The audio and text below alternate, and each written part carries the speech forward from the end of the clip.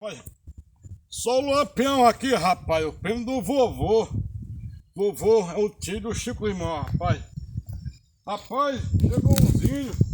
Tô morando aqui no mato, meu filho. Fazer a fogueira do vovô, rapaz. Fazer a fogueira do vovô. E daqui a pouco, rapaz, as onças vêm tudo. Aí o vagabundo, os ciganos, os índios, querem churrasco. E churrasco de onça, meu filho. É pra que quer churrasco de onça. Entendeu?